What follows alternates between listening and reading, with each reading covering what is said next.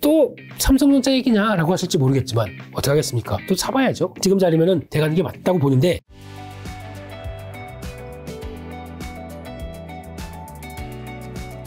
AI랑 관련된 것이 한국에서는 잘하고 있는 게 이제 반도체인데, 네. 올해 대부분 증권사가 새 유망업 좀 반도체 꼽았잖아요. 네. 그런 건 어떻게 좀 보세요? 제가 작년 영상에서 네. 가장 반도체를 좋게 보긴 하겠지만 모든 증권사가 다 이거 꼽는다고 그래서 그러면 왠지 이런 느낌의 얘기를 한번 좀 했었을 겁니다. 다 좋게 보면은 시장이 또 안 그런 경우가 있겠죠. 근데 저희가 이제 다른 것 떠나서 반도체는 작년에 드린 얘기 똑같이 드리게 되면 메모리 오파악 사이클 반전, 거기다가 또 하나는 AI가 보여주고 있는 HBM이라고 하는 새로운 메모리의 확장, 두 개를 이제 끌고 있는 상황들인데, 메모리 오파악은 뭐 거의 비슷하게 모든 메모리 반도체가 다 이어진다고 하더라도 HBM은 다르겠죠. 누구의 흐름에 따라서 다르겠느냐라는 쪽으로 봤었을 때 지금 삼성전자는 뒤늦었는데 올해부터 뭐 들어간다고 하는데 그건 좀 봐야 할 것 같고, 역시 SK하이닉스가 먼저 치고 가는 모습들이 나오다 보니까 그렇게 변화가 나오는데, 중요한 거는 지난 삼성전자 잠정 실적 발표를 할 때 보니까 생각보다 덜 나왔습니다. 그쵸. 어닝 쇼크 나왔죠. 어닝 쇼크가 한 1조 정도 나왔습니다. 근데 그거 가지고 시장에서는 에이 그거 봐 다 좋게 하니까 뭐 그렇게 하네 하고 쭉 밀렸지만, 제가 보니 그때 어떤 변화가 나왔냐면 수급적인 변화가 있었습니다. 삼성가에서 블록들을 한번 일으켰거든요. 그래서 상속세 낸다 그러면서 돈 마련하느라고 블록들이 나오게 되면서 주가가 밀린 경우도 좀 있습니다. 근데 그게 실적과 같이 연결돼서 밀렸다고 하게 되면 지금부터겠죠. 네. 지금부터는 그 실적이 밀렸던 원인이 뭘까? 라는 쪽에 대해서 그걸 아마 1월 말에 삼성전자의 IR이 있습니다. 실적에 대해서 코멘트를 하고 앞으로 된 변화를 얘기를 하고, 또 올해 같은 경우는 아마 제가 알기로는 주주환원책 관련된 쪽에서 이제 새롭게 또 보여줄 해가 올해부터가 또 딱 들어가는 해로 알고 있습니다. 그렇게 되면 주주환원 관련된 얘기도 어떻게 할지 이것도 보여주는데, 중요한 거는 만약에 지난번에 지금 증권사에서 반응은 그렇습니다. 메모리는 그나마 선방했는데 비메모리가 잘 안 나와서 파운드리가 제대로 안 돼서 그것 때문에 실적이 덜 나왔을 거라고 추정하는데, 추정이잖아요. 삼성전자가 그렇게 안 했을 수도 있죠. 그러면 그게 아니고 사실은 설비 투자가 늘어서 생각보다 HBM을 따라가느라고 장비 많이 들어와서, 아니면 거기 들어가는 어떤 비용들이 더 늘어서 이렇게 됐다라고 하게 되면 이거는 제가 보기엔 나쁜 게 아니거든요. 실적은 어차피 4분기 실적 가지고 대한민국에서 누가 4분기 실적 좋다고 우와 하고 이렇게 하는 거 별로 없습니다. 워낙 시장 분위기가 그런데 거기다가 안 좋게 나오다 보니까 더 가세됐다고 봐야 되게 되면 그냥 1월 말에 실적 동향, 앞으로 올해 보여줄 실적에 대한 코멘트들 보고 또 결정을 해보자 라고 봐야 될 것 같습니다. 불과 얼마 전까지 사실 삼성전자 같은 거 8만전자 기대 많이 했었잖아요. 7만 9천 원 정도까지 뭐 갔었던 것 같아요. 79,800원. 네. 고점이었습니다. 그 이후에 뭔가 더 이제 9만 뭐 10만 원도 뭐 많은 분들 기대했었는데, 그런 삼성전자 주가가 지금 오늘 보니까 7만 1천 원까지 떨어졌어요. 네. 어떻게 보십니까? 약간 그런 거 있죠. 시장 전반적인 리스크가 같이 연결되다 보니까 거기서 타격을 받는 것도 있었다고 봐야 될 것 같고요. 그거를 빼고 시장 리스크 외에 나머지를 삼성전자만이 뭐 독보적으로 안 좋다는 거는 솔직히 없을 것 같아요. 만약에 그렇게 됐었으면은 어제 미국 시장에서도 보게 되면 마이크론 테크놀로지 그것도 같이 폭락했어야겠죠. 버팁니다. 버티고 그래가 쫙 돌아가는 거 보니까. 게다가 또 최근에 미국의 웨스턴 디지털, 이거는 그 낸드 쪽에 생산하는 회사지 않습니까? 이쪽도 버티고 막 움직이려고 해요. 근데 왜 그 두 개 다 시장 점유율 높은 회사들은 이렇게 쫙쫙 밀려듭니까? 이건 말이 안 되는 거거든요. 그러니까 그거보다는 시장 때문에 코스피 한국 시장에 대한 여러 가지 시장 리스크가 커서, 환율이나 아까 말씀드렸던 부분들이 커서 내린 거라고 봐야 되겠지, 삼성전자가 안 좋아서 내린 건 아닌 것 같아요. 그렇기 때문에 그런 거는 시장의 또 매크로 지표들이나 이런 것들이 좀 잠잠해지게 되면 또 반등할 수는 있겠죠. 근데 그런 쪽으로 바라보시되, 근데 예전만큼 그렇게 탄력적으로 갈지는 많이 지치다 보니까 잘 모르겠습니다. 근데 그런 거는 그렇다고 하더라도 메모리 업황 사이클 돌아가는 거와 방향성만 본다고 하더라도 지금은 또 지겹지만, 또 삼성전자 얘기냐라고 하실지 모르겠지만 어떻게 하겠습니까? 가격 메리트 들어오게 되면 또 사봐야죠. 안 그래도 증권사에서는 어닝 쇼크 나왔는데도 9만 전자 이상 목표가를 제시한 곳들이 굉장히 대부분이더라고요. 이거에 대해서는 저는 뭐 그냥 원래 하는 게 그렇으니까 네, 뭐 실적 안 좋게든 그러면 이거 똑같이 쓰게 되면요, 그것도 있습니다. LG전자 영업이익을 반토막 4분기에 반토막 내버리고 실적 적자가 나오는데도 LG전자 매수를 해요. 말이 됩니까 그게? 네, 안 좋으면 안 좋다 이렇게 되고 안 좋기 때문에 그러면 이유를 얘기를 해야 되는, 그거보다는 무조건 또 이번 일시적인 또 이렇게 얘기를 하면서 또 계속 좋게 하더라고요. 주가는 반대로 가고 있고, 그것 너무 직무유기 아닙니까? 안 좋게 된 이유를 보고, 그러면 당연히 왜 전장 부품 쪽에서 LG전자가 안 좋은지를 얘기를 해줘야 되겠죠. 전기차 안 팔립니다. 재고 늘어납니다. 그에 따라서 영향을 받았기 때문에 그거 적어도 올해 상반기 쪽은 안 좋겠다. 얘기를 해주고 차라리 변화가 나온다고 하더라도 시간이 걸리겠다. 이렇게 왜 말을 못합니까? 그냥 다 포장은 되게 그럴듯하게 놓고 계속 매수를 해요. 네. 주가는 저 빠져버리는데 피해는 다 저희만 보는 거죠. 그러니까 아예 이러다 보니까 자꾸 리포트 안 보려고 그러시더라고요. 근데 보긴 봐야 됩니다. 목표가 투자 의견 이걸 보려고 하는 게 아니라 아니 내용들을 보려고 하는 거죠. 근데 내용들은 분명히 그렇게 써 있어요. 상반기까지 전기차 업황들 부진하니까 그걸 영향을 받는다. 근데 왜 매수입니까? 말이 안 되는 거죠. 그게 지금 대한민국 리포트의 현실입니다. 네. 그래서 지금 그러면 종합증거 의견을 다 합치면 네. 대표님 삼성전자 지금 사야 된다는 입장인 건가요? 삼성전자만 제가 사야 된다라고 하면 사는 게 맞죠. 근데 저는 삼성전자는 또 다들 많이 갖고 계실 그럴 거고 거기다가 뭐 안에 종목 확대시키는 거 싫어. 난 지금 갖고 있던 국민조 삼성전자 이걸 또 대가겠어. 그럼 사는 게 맞습니다. 지금 자리면은 대가는 게 맞다고 보는데 저는 요즘에는 시장을 대가는 게 이런 쪽이 아니다 보니까. 어느 쪽이죠? 아까 전에 근데 좋게 보신 건 일단 AI 소프트웨어 한 개만 말씀해 주셨는데 그럼 그 밖에 또 어떤 것들이 있을까요? 다 터실래고 예. 네. 몇 가지 더 얘기해 주셔야죠. 네.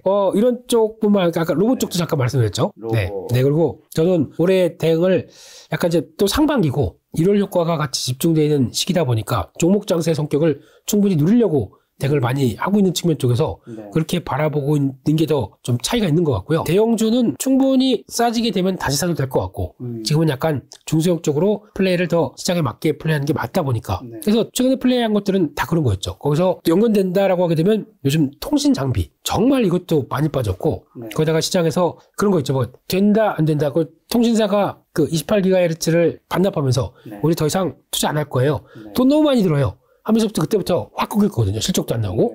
근데 이게 모멘텀들이 국내는 한국의 통신사와 통신 쪽을 투자하는 입장으로 봤을 때는 이것은 아닙니다. 근데 반대로 지금 북미 쪽이나 일본이나 인도나 이런 쪽에서 이제 막 또 다시 인프라 투자에 대해서 꾸준히 나오기 시작했을 때 그런 해외 모멘텀을 갖고 움직일 만한 회사들 이걸 보는 게 더 맞을 것 같고 한국도 이제 제4 이동통신 쪽에서 쭉 선정하느라고 또 주파수 경매를 하면서 최근에 또 변화가 바뀌어지고 있죠. 이런 게 나오게 되면 또 모멘텀은 될 수 있는데 중요한 건 6G, 5G, 5G, 6G. 네, 그래서 5G는 이제 거의 제대로 한 것도 없는데 그게 뭐 5G래, 5G래 얘기를 하실지 모르겠지만 그걸 저희한테 얘기하시면 안 되고 통신사한테 얘기하셔야 되겠죠. 예. 왜 내 거 아직까지도 좀만 지나가면 LTE로 바뀌느냐 따지세요. 예, 그게 맞는 것 같고.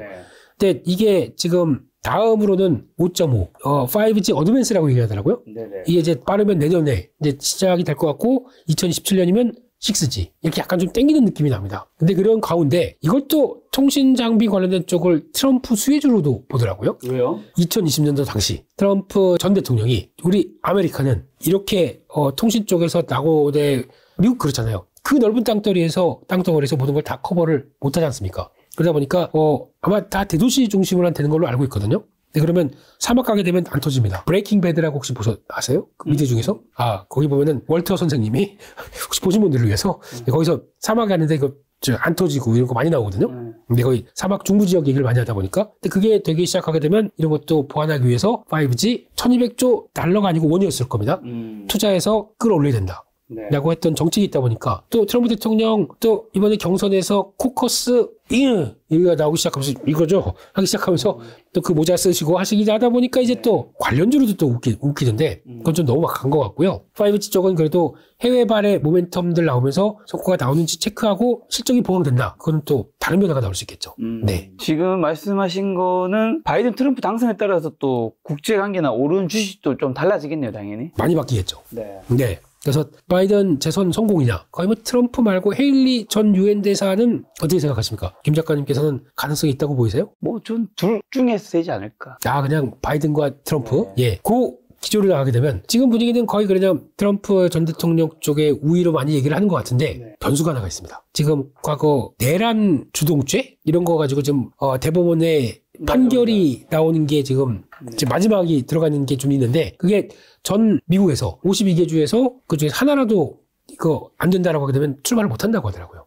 변수가 하나 있습니다. 그게 만약에 되기 시작하게 되면 약간 또 파란이 불 수가 있겠죠. 그러면 그 트럼프 전 대통령 말고 뭐 그 지금 나오고는 헤일리 전 유엔 대사가 부각되고 그러면 바이든하고 붙었을 때 좀 약한 느낌이 나죠, 공화당이. 그랬을 때 또 바뀔 수가 있는 거죠. 그래서 그거는 아마 또 어떻게 되는지는 공정한 질서에 따라서 미국이니까 이거 되는 거 한번 지켜봐야 될 것 같습니다. 말씀하신 통신 장비랑 관련된 건 한국에서는 어떤 주식들이 수혜를 받을 수 있는 거죠? 제가 느끼는 거는 근데 시청이 좀 작다 보니까 너무 이거 이 거대 채널인 김 작가님 TV에서 말씀드리기는 그나마 큰 종목이 없나요? 큰 종목은 그나마 하나가 있는 게 KMW인데 저는 그 종목은 그렇게 썩 좋게 보지는 못하겠습니다. 한마디로 말씀하신 거는 KMW와 관련된 유사 종목인 시총이 그렇습니다. 작은 네. 거기서 찾아보시면 됩니다. 네, 시총이 5천억이 안 되는 거를 함부로 말씀드리기가 좀 그렇습니다. 네, 그래서 그런 거와 함께 그러니까 보면은 실적이 변할 소지가 있는 게 보여요. 이거는 5G 시대에 투자를 하게 되면 당연히 쓸 수밖에 없다라고 보는 것들이 있거든요. 그런 것 중심으로 보게 되면 조금 투자 아이디어를 찾지 않을까 생각됩니다. 자, 2차 전지 대장주 LG에너지솔루션이 어닝쇼크랑 함께 하향세 면치 못하고 있는데 앞으로 좀 어떻게 보시면 2차 전지 주가도 앞으로 2024년 어떻게 보시나요? 참 고난의 행군이었습니다. 작년 하반기부터 올해까지. 근데 저희가 LG에너지솔루션 같은 이제 시장을 주도하는 업체 쪽은 거의 전망을 하고 얘기를 해줍니다, 저희한테. 근데 그거를 저희가 좀 무시했던 경향들이 있죠. 작년에 LG에너지솔루션의 실적, 분기 실적들을 볼 때 그렇게 얘기를 했거든요. 하반기에 실적 별로 안 좋을 것이다. 근데 그리고 또 내년 초까지는 분위기 안 좋을 수 있다라고 연장해서 얘기를 했거든요. 그게 어느 정도 가이드라인을 보여준 거지 않습니까? 근데 저희가 작년에 보면서 에이, 저는 그때 실적에 약간 감익 속도를 얘기했었을 때 그때 당시에 에코프로 머티리얼즈는 신고가를 찍고 있었을 때입니다. 귀에 안 들려왔던 거예요. 그러다 보니까 약간 업황이 좀 둔화될 수 있을 가능성들을 언급을 했는데 그게 지금 현실화되는 거고 그러면 여기서 현실화 됐다. 그러면 그런 실적들을 보여주기 시작하는 거죠. LG에너지솔루션도 실적 타격받는 거 보여줬고 그 AMPC라고 하는 법안을 통해서 보조를 받는데도 그 정도 실적이다. 참 업황이 안 좋다는 거겠죠. 근데 그런 흐름들과 거기다가 이번에 나왔던 또 LNF에서도 실적 발표했는데 지금 뭐 영업 적자가 2천억대가 넘게 2,800억 가까이 나오기 시작했습니다. 근데 이걸 가지고 어닝 쇼크다 그러고 또 엄청 이걸 하더라고요. 자세히 보게 되면 이 회사들은 양극재를 만들기 위해서 리튬부터 이 NCM, NCA 계열을 쭉 갖고 있지 않습니까? 그러면 3개월 전에 사놓은 게 그때 판매됐던 가격이 있겠죠? 그리고 이걸 지금 갖고 있습니다. 그때가 10,000원이었는데 이 가격이 떨어져서 지금 5,000원입니다. 그러면 만들려고 딱 준비하는 단계에서 지금 제공품으로 딱 있는 거는 가격이 떨어진 걸 반영해야 되겠죠. 그러다 보니까 실적이 안 좋은 겁니까? 즉 이게 실질적으로 영업이 안 돼서 그런 게 아니라 재고 평가 손실 때문에 이렇게 커진 거거든요. 막상 이번에 보게 되면 영업이익은 재고 평가 손실이 없다고 생각하게 되면 200억대의 영업이익으로 돼 있을 겁니다. 그러다 보니까 이거는 안 좋을 때 좋을 때 편차가 크다는 것도 다 알고 있고 왜냐면 소재업체다 보니까 알고 있는데 그게 보여줬다고 해서 실적에 큰 부담이냐. 또 그 반대로 여기서 리튬 가격도 올라가고 또 턴하는 모습들이 나온다 그러면 누가 모를 것도 없이 실적들이 팍 턴하는 종목들입니다. 그렇기 때문에 그런 걸 생각하게 되면 아마 지금 저희가 그런 거 있죠. 안 좋을 때 좋은 걸 대비하고 좋을 때는 안 좋을 걸 대비해서 정리하는 거. 이게 선사시대부터 내려왔던 풍년이 나게 되면 저장하고 또 흉년 때 그 저장한 걸 꺼내 먹고 이런 신석기 시부터 내려왔던 요 전략은 주식 투자에도 통해야 된다고 생각합니다. 지금은 업황 안 좋은 때인데 둘 다 LNF도 마찬가지고 LG에너지솔루션에서도 얘기했던 거는 상반기까지는 어렵겠지만 하반기엔 턴한다고 얘기했습니다. 그러면 누구나 잘할 거 아닙니까? 그쪽의 업황을. 그럼 그런 것들을 반영했었을 때 보게 되면 제가 또 하반기는 다른 얘기를 할 수도 있습니다. 그렇기 때문에 지금은 안 좋을 때 대응한다. 무리는 하지 마시고요. 조금씩 좀 많이 빠졌다 싶으면은 모아가는 것도 나쁘진 않을 것 같습니다. 그러면 이제 대표님 보셨을 때 지금 굉장히 좀 싸 보이는 주식, 그 가장 좀 저평가된 섹터는 지금은 어느 쪽을 보세요? 저평가된 섹터는 코스피입니다. 코스피. 네. 다 쌉니다, 지금. 대한민국 증시가. 아니, 지금 코로나19 때부터 지금까지 한 4년 동안, 물론 주가는 쫙 빠졌죠. 그 과정 속에서 제대로, 그러니까 2022년은 하락만 했었고요. 작년은 아주 왔다 갔다 했겠지만 섹터가 중심이 됐던 장세였습니다. 근데 그걸 다 치고 나게 되면 아니 우리 회사 망하는 것도 아닌데 그러니까 보통 보면 PBR을 기준으로 해서 PBR 1배 이하인 종목들을 검색 보시면 나올 겁니다. 쫙 쳐보세요. 코스피가 5분의 3 정도가 그럴 겁니다. 그 정도로 싼 종목 널려 있습니다. 그러면 싸다는 얘기는 이렇게 싼 종목들이 이제 뭔가 모멘텀을 가져서 나 우리 실적 좋아져요? 아니면 우리 성장할 수 있는 근거가 있습니다라고 보여주게 되면 이게 어떻게 될까요? 폭발합니다. 그런 종목들을 찾아가는 게 올해 숙제긴 한데요. 이게 지금 이 상황에서는 안 나옵니다. 왜냐면 오늘 같은 경우도 주가가 폭락했고 다들 관심이었고 나 도저히 3년 동안 고생해서 안 되겠어. 반등하면 다 팔아버릴래. 그렇다고 하더라도 올라오면 또 못 팔아요. 팔까? 이렇게 생각하다가 그냥 좀 더 보지 뭐 이렇게 놔둬버리는데 이런 마인드 쪽에서 어떻게 주가가 흔들릴 때마다 주식을 사겠습니까? 그렇기 때문에 제가 보기에는 이런 상황 쪽에서는 그 모멘텀이 가해지면서 뭔가 변화가 되는, 그러니까 즉 저희 가치 투자를 한다고 그러잖아요. 가치 투자를 아무리 한다고 하더라도 가치 투자의 핵심은 저평가 종목을 사는 게 아닙니다. 저평가 종목은 널려 있어요. 널려 있는데 그중에서 저평가 종목이 나 성장 모멘텀을 이거 자 물을 쪼르륵 줘가지고 자 꽃을 피우세요 할 수 있는 그 물 주는 요 방식들, 성장에 대한 모습들이 어떻게 나오느냐, 이거에 따라서 저평가 종목들이 폭발하기 시작합니다. 솔직히 말씀드리면 이번에 종목 중에 하나가 제주반도체라고 있었습니다. 아까 잠깐 말씀드렸던 거. 그 같은 경우도 원래 한 2년 전부터 실적이 돌아서기 시작했어요. 네. 팹리스 쪽에서 그래도 이 정도는 되겠는데, 근데 저희가 애써 에이 뭐 제주반도 이거 테마주 아냐? 라는 쪽으로 안 보고 있었던 게 그죠. 근데 그런 생각보다 비싸지 않은 주가에서 그런 온디바이스 AI라고 하는 이런 물줄기가 살짝 붙다 보니까 이렇게 폭발하는 거죠. 물론 이게 뭐 그거 가지고 오르니까 저렇게 얘기를 하네라고 하실 수도 있겠습니다만, 근거를 잘 보시게 되면 제주반도체에 대한 실적을 아시는 분들이었으면 이렇게 그렇겠구나 따라갈 수도 있는 거죠. 그랬을 때는 변화는 천차만별이라는 얘기죠. 그러니까 에이 저거 테마주네 라고 손절하고 그냥 안 보는 것과 저게 왜 올라가지? 라고 한번 따져보고 보시는 분들은 결론은 수익률 차이가 있을 수밖에 없다. 이것도 생각하셔야 될 것 같습니다. 그럼 올해는 이렇게 주식 말고도 다양한 자산들이 있잖아요. 예금이라든가 채권, 네. 금도 있고 요즘에 많이 오르는 달러도 있을 텐데 네. 어떤 자산 좀 늘려가야 할까요? 비트코인이요. 비트코인이요? 네. 정말 그렇게 생각하세요? 네. 여기서 느낌, 뭐 주식도 물론 봐야 될 것 같긴 하지만 제 마음에 드는 건 주식과 비트코인인데요. 주식과 비트코인이요? 네. 왜요? 또 주식도 국내 주식만 하시는데 이제 좀 탈피하셔도 됩니다. 네. 영어가 두려우시다고요? 일본어가 안 된다고 생각하지 마시고 저에게는 아버지 고가 있습니다. 파파고. 파파고. 예. 그걸 적극 활용하셔서. 네. 또 이제 갤럭시 S24 다 통번역 된다면서요. 네. 그러면 그거 시험할 겸 CNBC 막 떠들 때 그거 한번 이렇게 대고 한번 보시죠. 그러면 다 해석해 줄 거 아닙니까? 그러면 그렇구나 할 수도 있는 거죠. 그러니까 그런 다양한 수단을 가지고 지금 권역별로 이렇게 차이가 나기 시작합니다. 나라별로 권역별로 주가 차이가 나기 시작하다 보니까 그런 걸 잘 이용할 수 있는, 특히 나 잘 모르는데 아이디어만 맞게 되면 ETF가 있습니다. 그걸 가지고 제가 전략적으로 대응할 수도 있는 거죠. 그런 거 보게 되면 아마 국가별로도 다양한 또 아이디어를 튀어놓는 게 맞겠다고 보여지고 있고, 비트코인은 작년도 그런 얘기 많이 들었을 것 같습니다. 여름 때도 비트코인은 사보자 이런 얘기 좀 드렸던. 코인 관련돼서도 안 그래도 기사 나왔는 게 네. 비트코인 현물 ETF가 승인되고 난 다음에 미국 헤지펀드 스카이브리지 앤서니 스카라무치 CEO가 비트코인 가격이 반반기 시점에 네. 대략 하나 약 6천만 원이라면 4만 5천 달러 정도라면 내년 중후반 17만 달러가 될 것이라고. 와우. 한마디로 네. 한 4배 정도, 뭐 3, 4배 오를 수 있다고 얘기를 하는 거죠. 이분이 하늘에 다리를 놓으시는 분이네요. 스카이 브릿지. 근데 이거는 그냥 그렇고요. 네, 요거는 처음엔 이렇지 않을 겁니다. 제가 최근에 얘기 드린 게 이번에 비트코인 관련돼서 현물 ETF가 승인되게 되면 팟이라고 말씀드렸습니다. 네, 왜냐면 단기적으로 세론이고 거기다가 그걸 통해서 저희가 단순히 생각은 그렇거든요. 그러면 ETF가 승인됐기 때문에 비트코인을 사서 채워놔야 이게 ETF가 본격적으로 움직인다 라고 생각하시는데, 그건 저희 같은 일반적인 사람들의 생각이고, 이들 돈 있는 사람들은 어떻게 하냐면 결혼 딱 난다 그러면 자리 봐서 밀어버립니다. 미는 걸 뭘로 미냐면요, 저희가 지금 선물 파생의 세계를 모르게 되면은 지금 움직이는 거를 좀 단편적이게밖에 모른다고 생각이 듭니다. 근데 비트코인 선물이 생겼고 현물이 생겼습니다. 와, 그들한테는 두 가지를 다 조종할 수 있는 어떤 무기를 준 겁니다.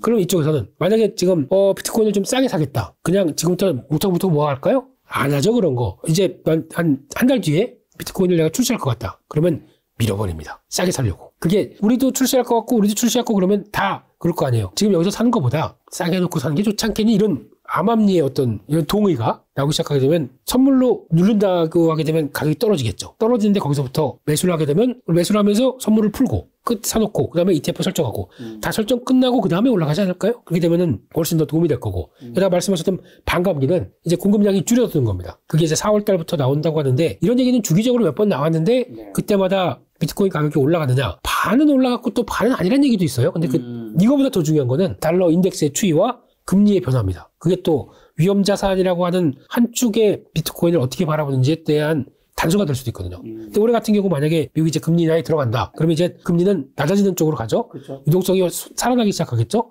그러면 그를 바라볼 때 저희가 보통 이제 그러면 신흥국을 많이 사야 된다라고 얘기하는데, 신흥국보다 새롭게 추가된 자산에 대해서 관심이 더 많지 않을까요? 그러면 차라리 비트코인이 더 낫겠다 쪽인데, 이렇게 말씀드리면 예전에 3년 전에 샀던 마이너스 98%짜리 이상한 무슨 코인, 네, 이런 거 그런 거 말고 그런 거는 관심도 없습니다. 그런 거 하시게 되면 비트코인. 그런 거 물타지 마시고요. 비트코인, 이더리움 정도까지 해서 흐름들 봐가시면서 중요한 거는 절대 이것도 마음이 급해지시면 안 됩니다. 그리고 또 이왕이면은 USD 기반, 그러니까 달러 기반의 쪽을 매매를 하세요. 한국 쪽은 프리미엄이 좀 낄 때 보면 더 많이 껴버려요. 그러면 왜 굳이 비싸게 주고 원화 기준으로 사십니까? 근데 그거 할 줄 몰라서 할 수 있는 방법이 있습니다. 차라리 그렇게 하시는 게 더 좋을 것 같고, 굳이 그거라도 안 된다라고 하게 되면 처음에 계좌 트시게 되면 100만 원밖에 못 해요. 근데 그거라도 솔직히 100만 원 정도는 그래서 내 자산을 연습한다라고 하면서 0.0001이라고 하더라도 해보면서 변화를 좀 보실 수 있는 거 아닙니까? 그런 것도 한번 해보시면서 올해는 다양한 자산에 대한 취득 경험 기회를 가져보시는 게 하나의 경쟁력이 될 수 있다고 생각하고 있습니다.